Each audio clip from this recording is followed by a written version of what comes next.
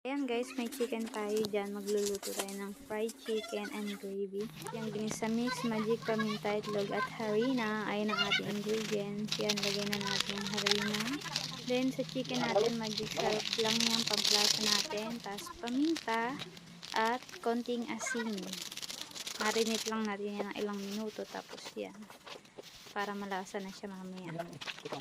Tapos yan, halu-haluin natin, lamas-lamasin, imekos-mekos na natin yan hanggang sa kumapit ang lasa at matunaw ang asin at magic. Ito namang ating harina, lalagyan lang natin yan ng ginisa mix. Ayun lang pampalasa ko sa harina guys pag nagagawa ko ng fried chicken. Promise, masarap siya, para na siyang crispy fry.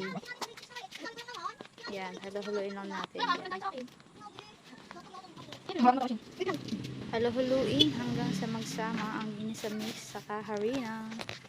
Yan, sa nalagay, lalagay natin. Yan, hindi ko na na-video kanina. May ano yan guys, tubig, tapos konting harina, tapos itlog. Halo-halo ko lang. Yan natin isasawsaw yung manok. Yan. Sausaw muna natin sa harina ang manok, tapos sausaw sa itlog na may tubig na may harina, tapos harina ulit. Yan. Ganyan lang guys, paulit-ulit lang hanggang matapos yan.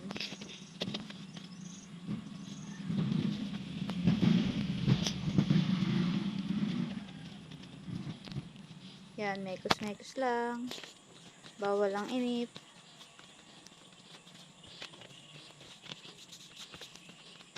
Guys, i-try nyo yung harina lang, tapos ginisa mix lang siya. Halimbawa, bumili kayo ng 1/4 na ginisa mix, tapos ay 1/4 na harina, tapos isang ginisa mix ang katumbas nun. Pag medyo natatabangan pa rin kayo, optional naman na pwede nyo pa naman yung dagdagan. Depende naman sa panlasa nyo yan, diba guys? Kasi ako, pag natatabangan ako, yan, dinadagdagan ko na lang ng ginisa mix. Kasi pag crispy fry, medyo bitin ko sa akin pagka medyo nanamahalan.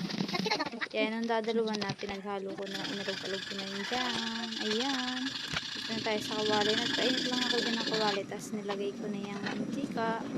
2 bote nga pala guys yung nilagay ko dyan para lubog na lubog sa langis. Maganda kasi pag lubog sa langis o mantika ang manok natin para crispy. Yan. Pag mainit na yung ating mantika o langis, yan, lalagay natin dyan maya yung chicken. Yan, init na guys. Lalagay ko na yung chicken. Ayun na. Excited na ako Parang nakakagutom.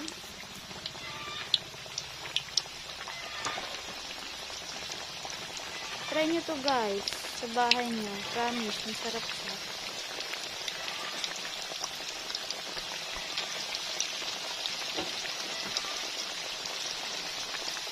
Ayan.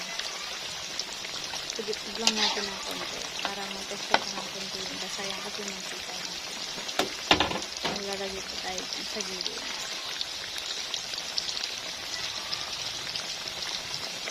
Ayan.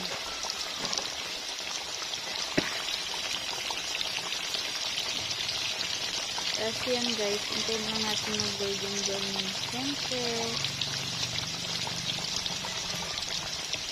Pag po ganyan, dapat hindi masyadong malakas ang apoy natin kasi baka mabigla na luto. Yan. Ibaligtad ko na, hindi ko na napakita. Yan guys, ito sa kabilang kawali naman, magluluto ako dyan ng gravy. Yan, magtutunaw ko lang dyan ng margarine. Pansin nyo guys, may bato yung lalim ng kawali. Sira kasi yung patungan ng aming gasildi yan. Kaya bato na lang muna yung ginawa kong pangkalan. Yan, nagpatunaw lang tayo ng butter dyan. Tapos, linagyan natin ng harina. Aray, golden brown na kaya hinango ko na yan. Kaya nagsarang lang ulit ako habang tayo nagtutunaw ng margarine na may harina.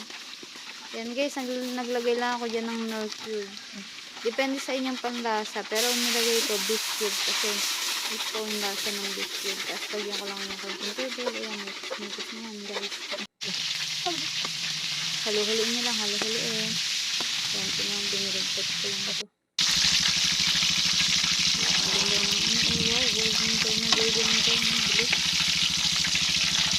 Guys, pinag-forward ko lang kasi maabutin tayo ng kulang-kulang 20 minutes ng video tapos.